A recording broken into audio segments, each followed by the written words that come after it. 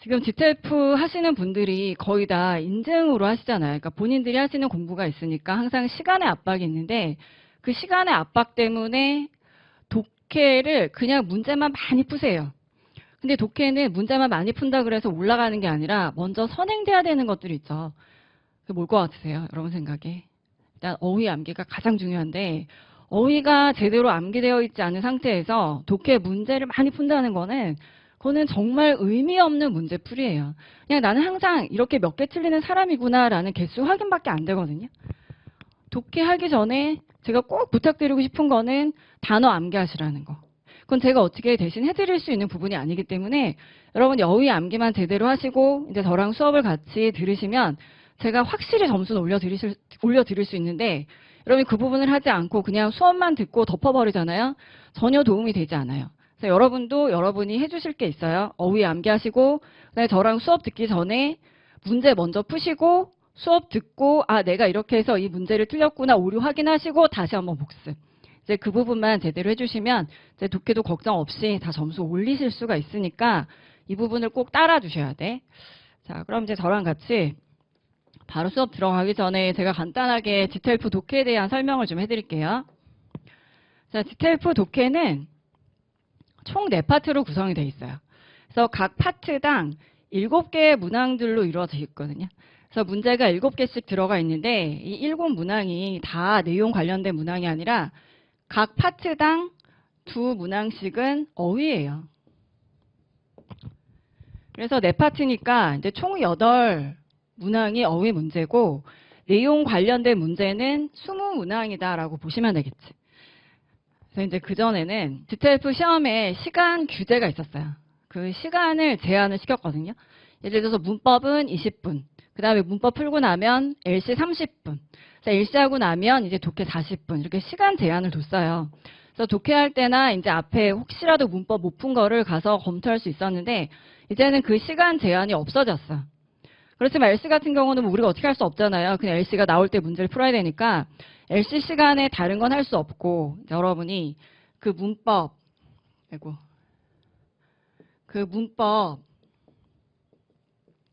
20분, 독해 40분, 총 1시간의 시간 동안 문법이랑 독해를 같이 풀 수 있는데 제 생각엔 아무리 시간 규제가 없어졌다고 하지만 독해를 40분 이상 잡고 문제 푸시는 거는 별로 좋지 않아.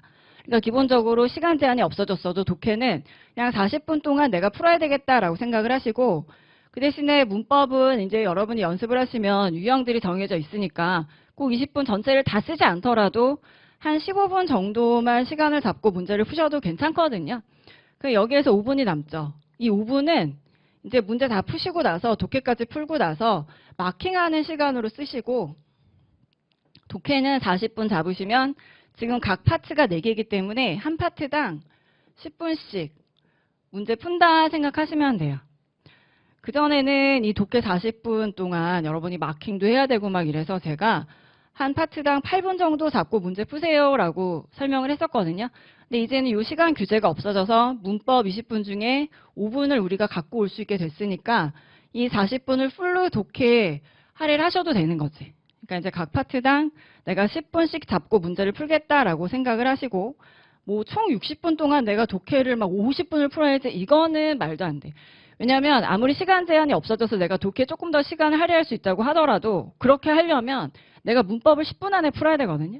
근데 마음이 급해서 그렇게 문제를 풀면 쉽게 맞을 수 있는 문제에도 또 틀릴 수가 있어요. 그래서 그냥 빠르게만 푼다는 게 별로 좋은 게 아니니까 내가 문법은 15분, 그 다음에 독해는 한 40분, 그 다음에 나머지 5분은 마킹 이렇게 생각하시면 돼요. 자, 그래서 일단 이 총 4파트에 총 28문항 중에 이제 8문항은 어휘고 20문항은 내용이니까 시간 배분을 각 파트당 10분씩 한다는 거 여러분이 아셨고 또 각 파트당 이제 주제가 조금씩 달라요. 파트 1은 한 인물의 일대기. 그래서 파트 1은 이제 인물이 주인공으로 들어가. 주제가 주인공이고 그 주인공은 실존 인물인 경우가 되게 많고 이제 전에는 뭐 만화의 주인공이나 이제 오래된 만화 아니면 영화의 주인공 그런 시리즈물로 나온 영화의 주인공이죠. 그전에 뭐 배트맨도 나온 적 있거든요. 그런 식으로 일단 인물의 일대기고 그다음에 파트 2는 이 실험 관련된 기사문이에요. 실제 실험을 했는데 그래서 그 실험으로 나온 결과를 가지고 문제를 내는 이 실험 관련 기사문. 그다음에 파트 3도 기사문이긴 하지만 파트 2랑은 내용이 좀 다르지.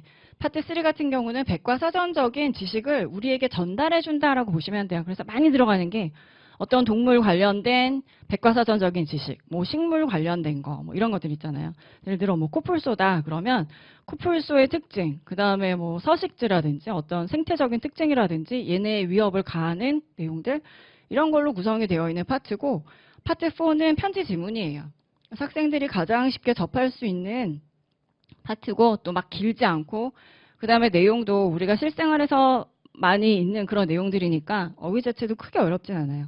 그래서 이렇게 총 4개의 파트로 구성이 되어 있어요. 그래서 이제 저랑은 처음에 파트 1부터 시작을 할 텐데 바로 문제에 들어가기 전에 일단 파트 1의 특징을 좀 보고 그리고 이제 문제로 들어갈게요.